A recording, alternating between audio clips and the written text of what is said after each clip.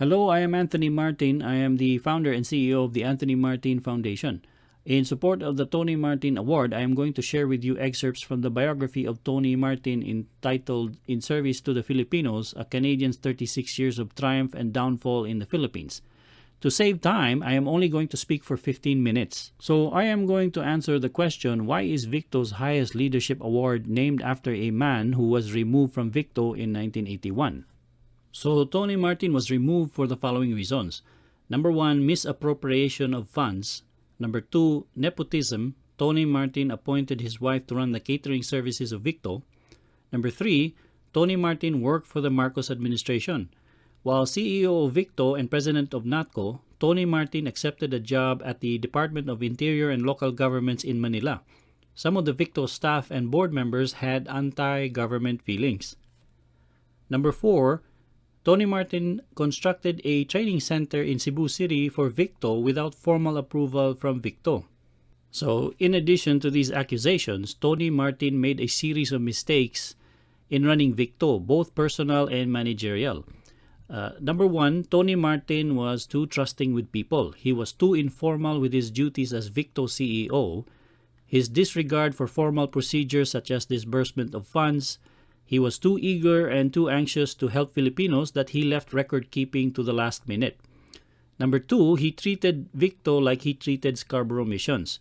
As regional superior of all the Canadian priests in the Philippines from 1966 to 1971, he was not accountable to anyone in the Philippines, not even to the Filipino bishops and priests, but only to his superiors in Canada. Number 3, Tony Martin had a superiority complex. He did not feel accountable to the Filipinos at VICTO for every little action he made regarding VICTO. He was used to giving orders to Filipinos, not the other way around. Number 4, Tony Martin also had a short temper. He would raise his voice. He had no patience for people who had a low intellect. He was irritated with small talk. He was impatient with people who did not perform to his standards. He demanded a lot from himself, but he also demanded a lot from others. Number 5, there was also a cultural difference. Tony Martin was a Canadian and he was used to running things the Canadian way, which was efficiency over emotions, and this offended some Filipinos. Because of these mistakes, the board of directors decided that Tony Martin had become a liability to VICTO and voted to remove him. So the man who replaced Tony Martin was Cresente Paez. Cresente Paez was credited for saving VICTO from the mistakes and excesses of Tony Martin. So after Chris Paez took over from Tony Martin in 1981, Chris Paez remained as VICTO's executive director until 1990. A good 9 years. In 1990, he left VICTO and worked briefly as the assistant secretary at the Department of Agrarian Reform. From 1990 to 2002, for 12 years, he became a CEO of PhilDRA, Philippine Development of Human Resources in Rural Areas. He was effectively a CEO for a good 20 years, and 20 years is a solid achievement. In 1998, Chris Paez would do the impossible. He would be elected to Congress, something that nobody predicted. He would become the very first congressman of the NATCO party list, and this is Chris Paez's highest achievement. Chris Paez deserves credit for this. He, with patience, a strong work ethic, and a gift of political maneuvering, Chris Paez managed to get to the top of his profession. Now, the other fascinating thing about Chris Paez is that his life is actually a rags to riches story. He posted on his Facebook account in 2015, "I was born to poor parents. Farming was our means of livelihood. I went to a barangay elementary school with no chinelas and had to walk 4 kilometers every day. At the age of 7, I already worked in the farm, assisting my parents and elder brothers. At the age of 13, I wore my first long pants and my first chinelas. I raised pigs to buy my first bicycle when I was second year high school. I earned from fishing and farming to pay for my school uniforms." By 2007, Chris Paez was earning 300,000 pesos per month as a congressman of the NATCO party list. According to a GMA News article, Chris Paez was worth 6.5 million in 2011. By 2016, Chris Paez had assets of 17 million pesos. Less liabilities, he was worth 4.4 million pesos. So at this stage, why isn't VICTO celebrating the accomplishments of Chris Paez? And why isn't VICTO naming a leadership award after him? In 2004, Chris Paez became the CEO of NATCO. By 2006 and 2007, controversy began when Chris Paez and his group at NATCO wanted to change the organizational structure of NATCO. They wanted to change from a 3-tiered to a 2-tiered organization. This was called the transformation journey. The plan was to eliminate VICTO and the other regional cooperative training organizations in the middle. It was just going to be one giant NATCO. Now, from a democratic standpoint, this would have been disastrous because in a democracy, you need to have checks and balances. Eliminating VICTO would mean eliminating a safety pin in case NATCO becomes too powerful and too influential in the hands of a few people. You need VICTO in the middle in order to protect the Visayas affiliates from being abused, manipulated, or coerced by a few people at the NATCO hierarchy. Now, from a historical and cultural perspective, this would have been disastrous for an organization like VICTO because it would have meant erasing 45 years of VICTO history. Imagine all those Filipinos who put in their lives and careers into VICTO for 45 years, and now suddenly VICTO is gone. This would have been catastrophic. But despite this, Chris Paez and his group at NATCO wanted to eliminate VICTO. On top of that, someone at NATCO was altering the documents that were supposed to be submitted to the Cooperative Development Authority. These documents were supposed to ratify the new organizational structure, meaning once CDA received the documents and they have been notarized and signed by all the lawyers, NATCO can now legally eliminate VICTO. Nobody knows who altered the documents, but Chris Paez, who was the head of NATCO, should have known who was doing it. When the people at VICTO saw those changes, VICTO became so concerned of its existence that it had to break away from the NATCO network.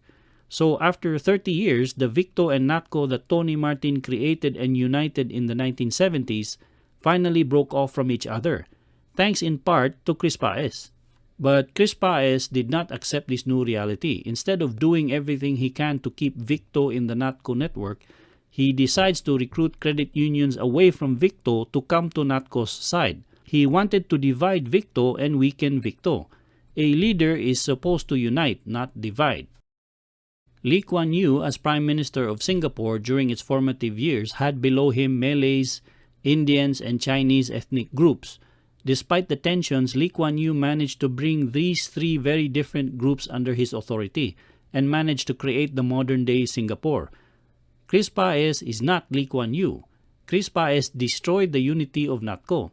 Despite his personal achievements from a poor boy with no chinelas to a multi-millionaire congressman, Chris Paez will go down as the worst CEO of NATCO in NATCO's history. But what about Chris Paez's heroic rescue of VICTO in 1981? When I asked Chris Paez in 2012 for his side of the story, he replied, "The audit committee headed by Esperanza Garcia showed that Tony Martin has to account funds received from donors. Their findings were thoroughly discussed with Tony Martin through due process and documents were established as part of the audit process. The audit findings were submitted to the board of VICTO. This was deliberated lengthily by the board and Tony Martin was given the chance to present his side. The board as a governing body decided that Tony Martin has to go." So what Chris Paez was talking about was that Tony Martin was misusing the funds given by Germany and Canada to VICTO. When Tony Martin created VICTO in 1973, he asked for donations from Germany and Canada. Now, it is important to note that Germany and Canada was already working with Tony Martin in Leyte as far back as 1962. The Germans and Canadians would give Tony Martin money to carry out his projects. This was how Tony Martin was able to create the 5 credit unions in southern Leyte from 1966 to 1971. In the case of VICTO, the Germans and Canadians again had the same arrangement. The Germans and Canadians would give money directly to Tony Martin and Tony Martin would forward it to VICTO to pay for supplies, salaries, and equipment. For over 10 years, this was how VICTO survived. Now, according to Tony Martin himself, he could reverse this flow and take money from VICTO's bank account back to his account. The reason why he did this was that sometimes the money coming from Germany and Canada would arrive so late that Tony Martin had no choice but to use VICTO's cash reserves to help pay for immediate expenses. So when Tony Martin was audited in 1979 and 1980, they found out that he had transferred 28,000 pesos from VICTO to his personal account. VICTO said this was a problem, but to Tony Martin, this was how he was running VICTO for 10 years, and he did not understand their reaction. But before he could explain further, the VICTO board of directors decided to remove him.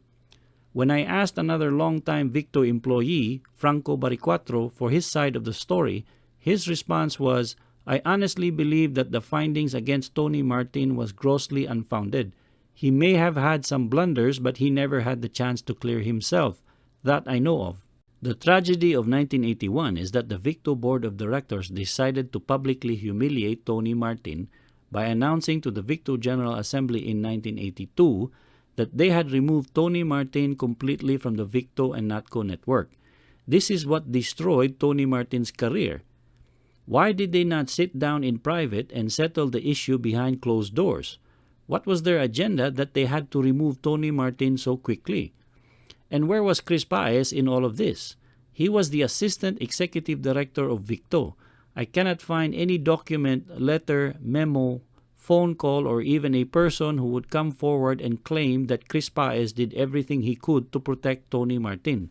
In 1973, Tony Martin hired Chris Paez to join VICTO. So for 9 years, Tony Martin and Chris Paez worked together to build VICTO.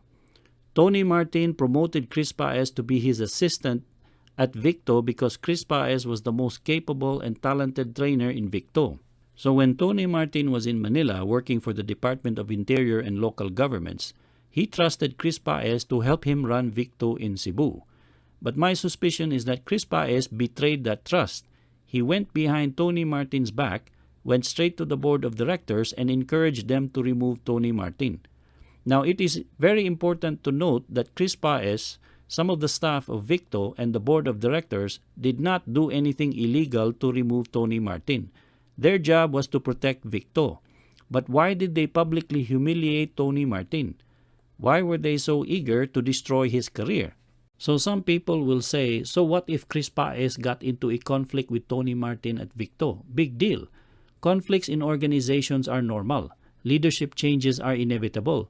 Leaders and managers will be replaced sooner or later. That may be true, but look what happened. In 1973, Tony Martin created VICTO. In 2007, Chris Paez tried to erase VICTO.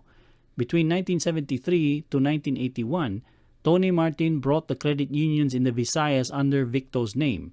Between 2007 to 2016, Chris Paez tried to recruit credit unions away from VICTO. In 1977, Tony Martin created NATCO. In 2007, Chris Paez broke NATCO.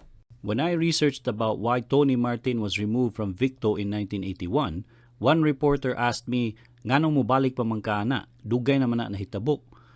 The problem with this attitude is that we Filipinos are not diligent custodians of the past.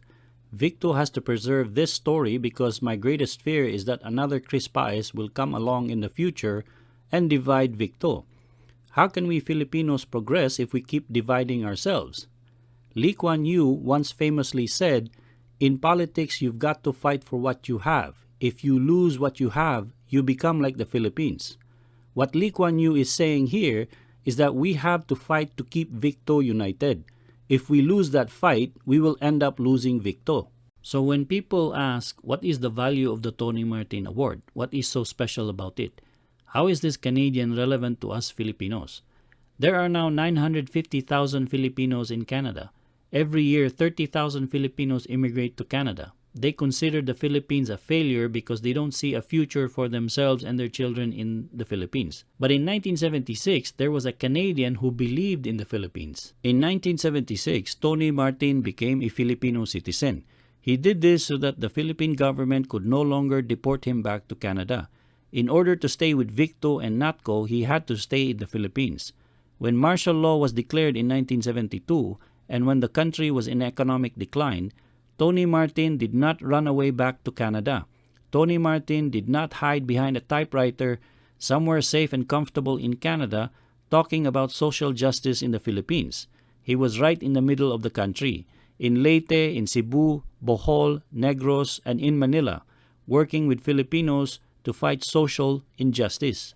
This is what leadership is about. It is leadership by example and leadership by sacrifice. And this is why Tony Martin deserves to have the highest award that VICTO can bestow on its leaders. And that is why I would like to say thank you to VICTO and the VICTO General Assembly for giving me this opportunity to tell you Tony Martin's story. Please help your leaders and protect them. Thank you, and more power to VICTO and its affiliates.